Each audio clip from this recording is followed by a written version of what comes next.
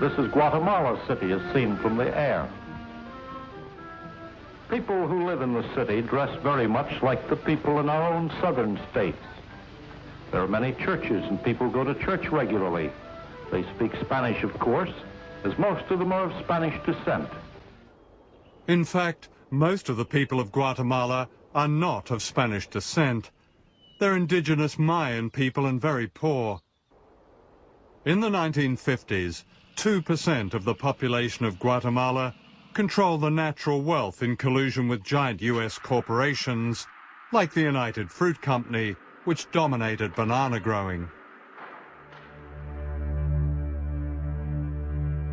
On the board of United Fruit was John Foster Dulles, who happened to be US Secretary of State. His brother Alan happened to run the CIA. Both were Christian fundamentalists who regarded any opposition as the work of communism and the devil.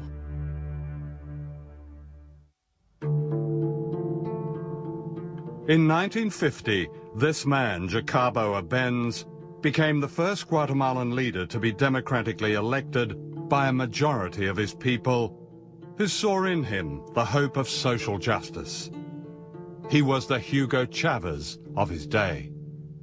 What was going on in Guatemala is that there was a democratically elected president in 1950, Jacobo Arbenz, who sought to institute a series of New Deal-style reforms in which the state had a greater role in both developing the economy and redistributing wealth. And the centerpiece of that was a land reform. Arbenz was far from radical. His land reform policies were modest. But Washington was having none of it. Howard Hunt was then working for Alan Dulles' CIA. So they said a decision has been made at the highest levels of our government to rid Guatemala of the Arbenz regime, and we would like you to participate in it. You will be the chief of propaganda and political action. In Guatemala, what the CIA did was mobilize every facet of American power. It didn't just isolate Guatemala militarily and diplomatically, but it used the techniques of social psychology in a nearly year-long campaign which created a sense of crisis in Guatemala. What we wanted to do was have a terror campaign to terrify Arbenz particularly, terrify his troops, much as the German Stuka bombers terrified the population of Holland, Belgium, and Poland at the onset of World War II. And that's what they did, so that the United States could control the economy of Guatemala, destroying the dreams of its people. We sowed confusion through the countryside. And of course, by this time, we had aircraft flying over and dropping leaflets and doing a little harmless bombing. A little harmless bombing and a CIA terror campaign cost thousands of lives.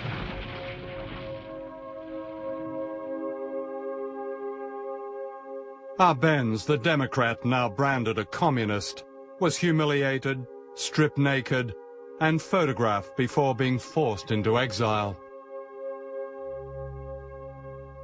Richard Nixon, then Vice President of the United States, flew in to congratulate the new dictators. That Guatemala is going to enter a new era in which there will be prosperity for the people, together with liberty for the people. General Rios Montt was to be one of Washington's faces of liberty. During his time as president in the 1980s, thousands of people were murdered by death squads, most of them indigenous men, women, and children. His guns and helicopters came from the United States. President Reagan flew in to warmly endorse the general, whom he described as a man of great personal integrity. In the CIA, we didn't give a hoot about democracy. I mean, it was fine if a government was elected and would cooperate with us, but if it didn't, then democracy didn't mean a thing to us. And I don't think it means a thing today. The crushing of Guatemala was Washington's blueprint. 4 years later, Cuba just 90 miles from Florida, threw down the first direct challenge, ending Cuba's humiliation as a North American colony, a playpen for drug barons and the mafia.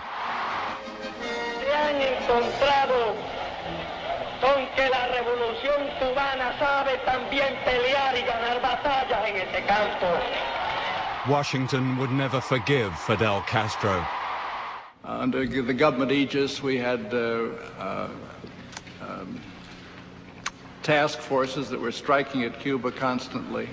We were attempting to blow up power plants. We were attempting to ruin sugar mills. We were attempting to do all kinds of things during this period. This was a matter of American government policy. This wasn't the CIA. Cuba's achievements in healthcare and education are widely respected. However, for not bowing to the greatest power on earth, the Cuban Revolution has paid a high price. A 45-year economic war waged by the United States and the loss of vital democratic freedoms. How dare you, 90 miles from my country, last 45 years with a different form of government? How dare you haven't allowed American corporations to buy you out?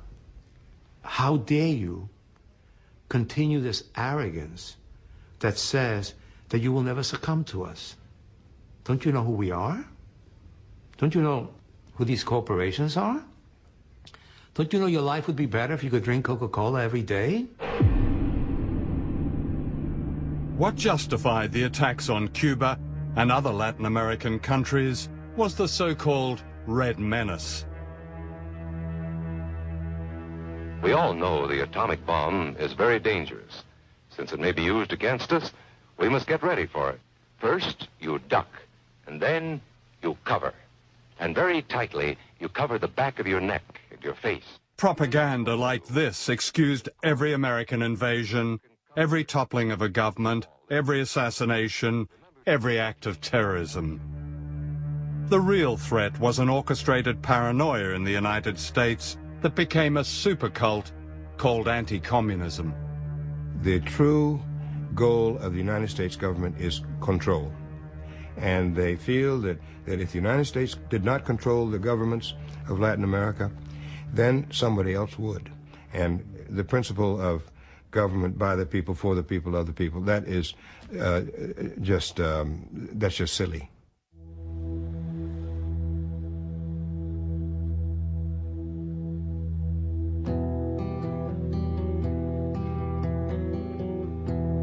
This is Santiago, the capital of Chile.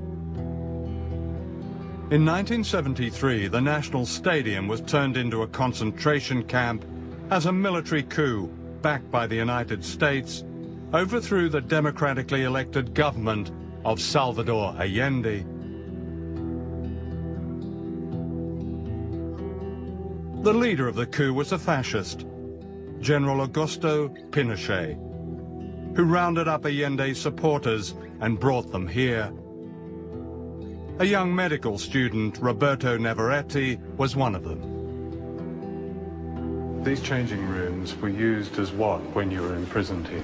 They were used as places where people were kept inside here, 50 or more. You can see that there was actually no room to move around here. Even all these places were full of people sleeping here, and there were no blankets or anything. Even some people actually slept here. There was very little room. When they started to torture you all, what did they do to you then? The techniques they used were beating you, especially in sort of places where it could become very painful, with a rubber truncheon, and especially the genitals and the soles of the feet, and the arms and various places.